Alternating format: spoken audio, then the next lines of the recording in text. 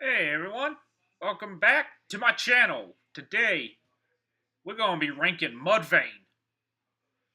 And honestly, this is going to be a very interesting tier list, but let's go ahead and jump right into it with their debut album LD50.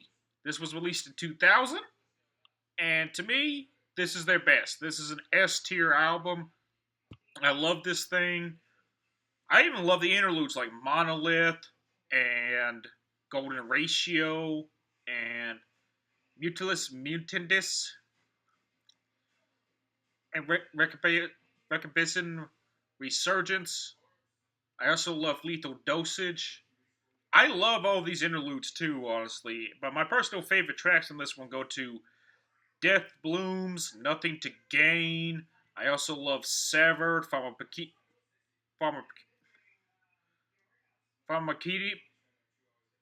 This one, Pharmakedia.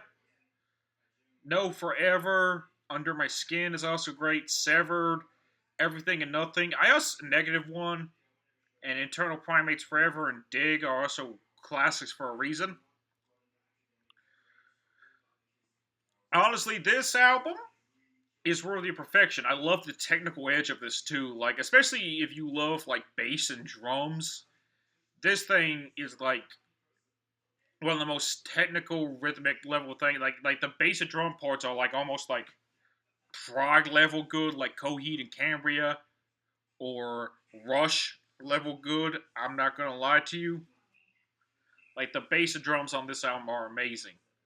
But next up is The End of All Things to Come. And this is a significant drop. That's why I modded this tier list to go from S to B. Because this is not an A tier level album, in my opinion. This is a B tier. And doggy. Okay,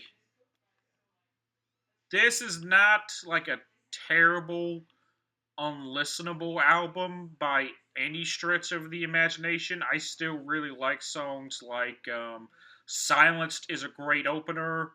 I also really like World So Cold. The title track is also really good as well. I also rather enjoy that one. Not Falling is also great.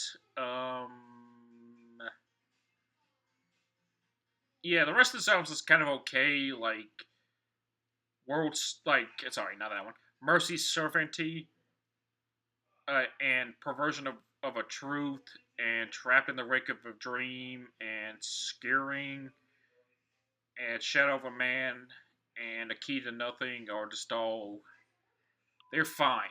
Nothing really stand out, but when I can only say there's like four standout tracks on here and everything else is okay, I genuinely think this thing is worthy of a B tier. But next up, Lost and Found. Believe it or not, these two are very close. I could actually alternate these two because, in all fairness, with Lost and Found, this album opens stronger, in my opinion,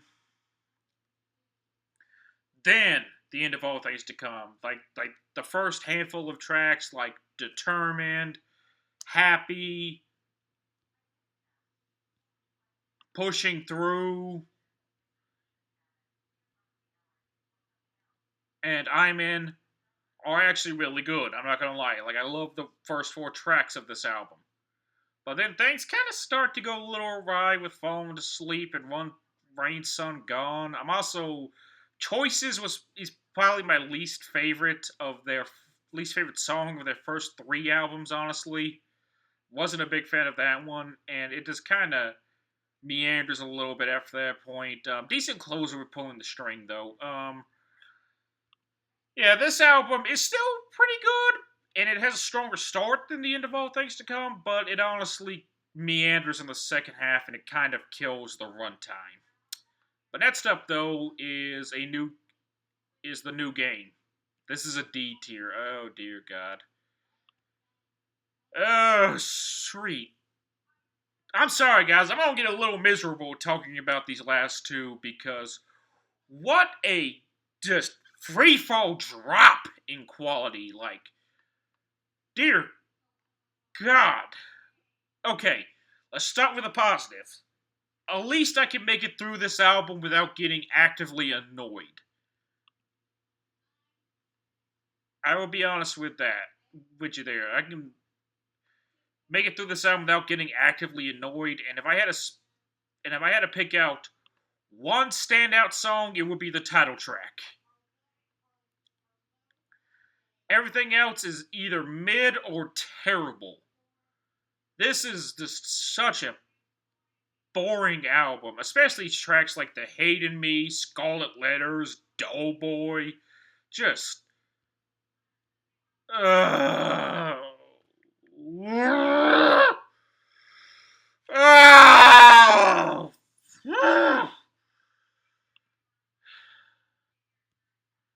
and the sad part is, this ain't even their worst album. This ain't even close to being their worst. No, that goes to the self-titled. Oh. Okay. What the fuck happened? What happened? Like this is honestly one of the worst albums I've heard in my entire life, because I actually tried to avoid stuff like, like Saint Anger and A Mirror and Attila and yada yada yada. This album sucks. I am either like, this thing actually aggravates me. This is like the best way I could phrase this, like, honestly, is discount Pantera. Like, this is like Pantera with none of the charm, none of the impressive vocal dynamics. This is like butt rock metal, man. This is the most boring, humdrum, miserable crap I've ever heard in my entire life. Like this one actually was painful to get through. Like, I actually had to take a break and come back to this thing just to finish it off. That is how painful this thing is. Jesus Christ, guys. What the hell happened? Like, I really hate tracks like the opener, Beautiful and Strange, Scream With Me, Oh Talk, like, just Dead Inside 2 is painful. This album's painful. I also hate the music video for Beautiful and Strange. Like, seriously, don't look at the music video for this one. The best way I could phrase this one for the music video, or at least the one I saw for Beautiful and Strange, was just straight up necrophilia. And that's all I'm going to say.